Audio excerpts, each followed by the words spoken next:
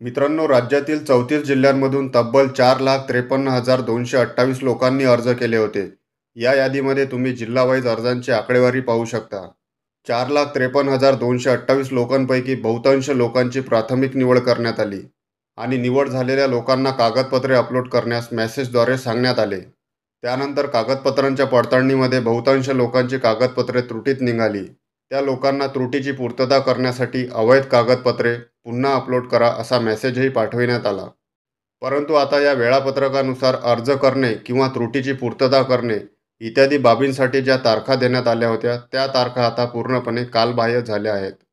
आता फक्त प्राथमिक निवड झालेल्या लोकांना एकच आशा लागलेली आहे, ती म्हणजे आम्हाला लाभ मिळाला पाहिजे. पण जोपर्यंत अंतिम पात्रता यादीत नाव येत नाही तोपर्यंत लाभ मिळणे शक्य नाही. जेव्हा ही अंतिम पात्रता यादी लावण्याची वेळ आली, ऐन त्या वेळेला या पोर्टलवरती एक सूचना लावण्यात आली. तुम्ही इथे ही सूचना वाचू शकता. टार्गेट उपलब्ध नसल्याने अंतिम पात्र याद्या संकेतस्थळावर उपलब्ध करून देण्यात आल्या नाहीत. अंतिम पात्र याद्यांबद्दल लवकरच कळविण्यात येईल. पण जेव्हा या योजनेसाठी लोकांकडून अर्ज मागवायचे होते तेव्हा प्रसारमाध्यमातून या योजनेची जाहिरात करण्यात आली. पशुसंवर्धन विभागात आजपासून अर्ज स्वीकारणार. पशुसंवर्धनच्या योजनेसाठी अर्ज सादर करण्याचे आवाहन. पशुसंवर्धनच्या नाविन्यपूर्ण योजनेचा लाभ घ्या. मोबाईल ॲपद्वारे योजनांचा लाभ. अशा कितीतरी शेकडो जाहिराती प्रसारमाध्यमात देऊन लोकांकडून अर्ज मागविण्यात आले. खरं तर या सूचनेमध्ये टार्गेट या शब्दाऐवजी निधी हा शब्द वापरायला पाहिजे होता. आपण GR नुसार पाहूया. प्रथम वर्षीच्या निवड यादीतील लाभार्थ्यांना लाभ दिल्यानंतर उपलब्ध निधीस अधीन राहून प्रतीक्षा यादीतून पुढील लाभार्थी क्रमवार अनुक्रमांकानुसार निवडण्यात यावे, असे या GRमध्ये स्पष्ट लिहिलेले आहे. म्हणजेच यावर्षी जो निधी मिळालेला आहे त्या निधीमधून मागील वर्षी निवड झालेल्या लोकांना लाभ देण्यात यावा. त्यानंतर जो निधी शिल्लक राहील त्या निधीमधून यावर्षी निवड झालेल्या लोकांना लाभ देण्यात यावा, असे यामधून समजते.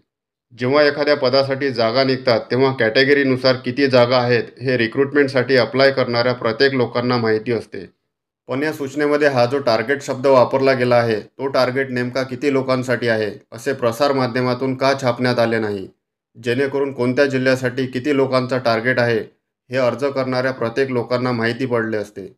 परंतु आता अंतिम पात्रता यादी लावण्याची वेळ आली तेव्हा या पोर्टलवरती टार्गेट उपलब्ध नसल्याची सूचना लावण्यात आली आहे. आज नाही तर उद्या ही अंतिम पात्रता यादी लागणारच. पण या यादीमधून कितीतरी लोकांचे अर्ज टार्गेट नसल्याने किंवा पुरेसा निधी उपलब्ध नसल्याने बाद केले जातील.